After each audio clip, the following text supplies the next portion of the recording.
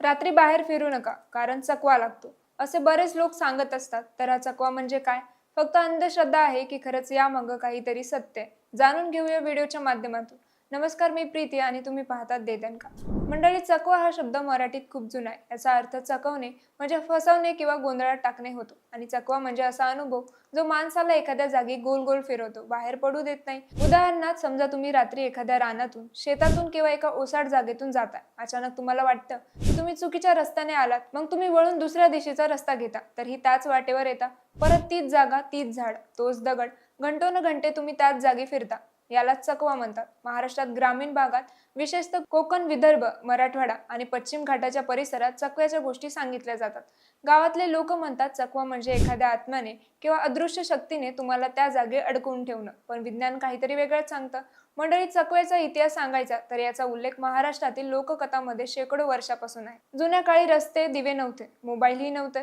लोक रात्री शेताला पाणी द्यायला, गुरंढोरं सोडायला किंवा जवळच्या गावाला चालत जायचे. अशा वेळी जंगलात, माळ रानावर, नदीकाठी एखाद्याला रस्ता सापडत नसला की तो घंटे भटकत असायचा. सकाळी त्याला कुणी शोधून काढलं तर तो सांगायचा की मला रात्री चकवा लागला होता. जागा बदलली की चकव्याचं एक नवं रूप दिसतं. कोकणात तर याला खूप मोठं महत्व आहे. तिथं सांगितलं जातं की स्मशानभूमी, एखादी जुनी विहिरी किंवा जिथे एखादा माणूस मेलाय त्या जागी चकवा असतो. तो आत्मा येणाऱ्या जाणाऱ्याला खेळण्यासाठी तिथेच गोल गोल फिरवतो. विदर्भात तर चकव्याला हिरवा ज्योत म्हणलं गेलंय, कारण त्यांच्या मते रात्री शेतात एक हिरवा प्रकाश दिसतो आणि माणूस त्याच्या मागे ओढला जातो. जितका तो जवळ जायला बघतो तितका तो प्रकाश दूर जातो आणि माणूस भटकत राहतो. नाशिक मधली 15-20 वर्षापूर्वीची चकव्याची गोष्ट आजही तिथल्या लोकांच्या तोंडून ऐकायला मिळते.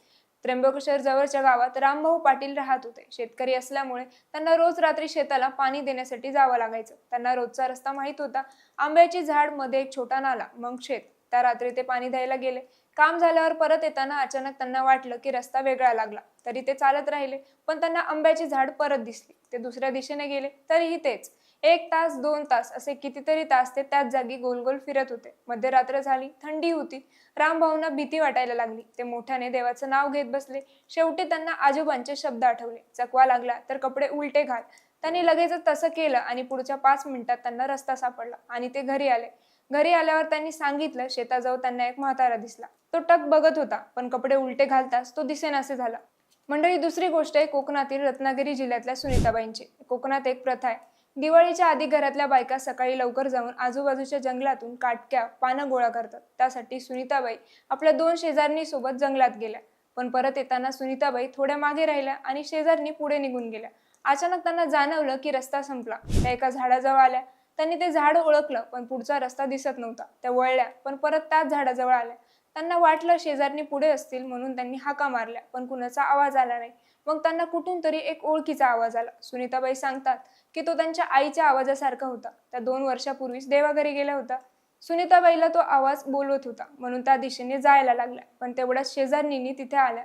तेव्हा सुनीताबाई एका खड्ड्याच्या काठावर उभ्या होत्या. आणखी 2 पावलं उचलले तर त्या पडल्या असत्या. त्यांनी आणि त्यांच्या शेजारणींनी याला चकव्याचं नाव दिलं. यातून कळतं की वेळेस लक्ष नाही दिलं तर चकवा किती जीवघेण्या ठरू शकतो. यातली दुसरी घटना आहे तरुण पिढीची. अमरावतीच्या कॉलेजमधल्या 4 मित्रांनी ट्रेकिंगचा प्लॅन केला आणि रात्री कॅम्पिंग करायचं ठरलं. रात्री जेवण झाल्यावर एक मित्र अभिजित एकटाच थोडा पुढे गेला, किंवा निसर्गानेच त्याला बोलवलं म्हणावं लागेल.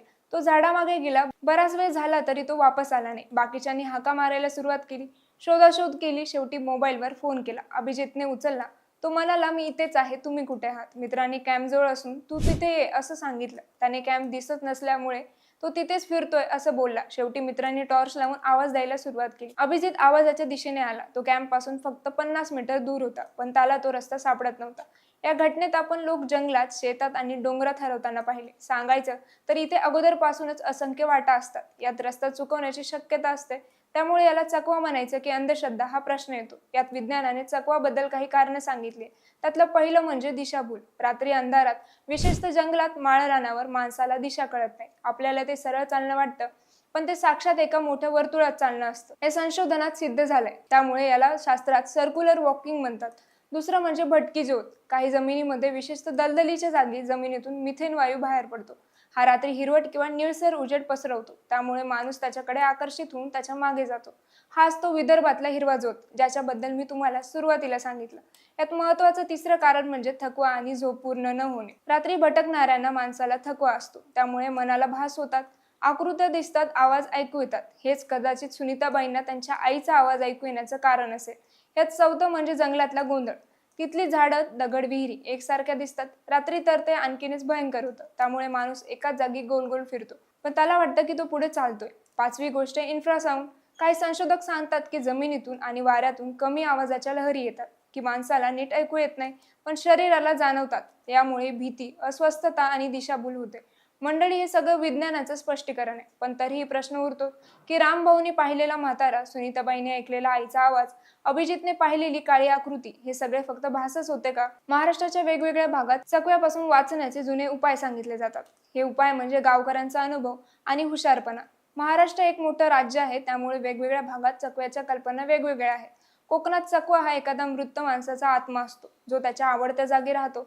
तर विदर्भात चकवा म्हणजे एक दुष्ट आत्मा, जो रात्रीच्या वाटसरूला भटकवतो आणि एखाद्या खड्ड्यात, विहिरीत किंवा नदीत ओढतो. त्यामुळे विदर्भात चकव्याची भीती जास्त आहे.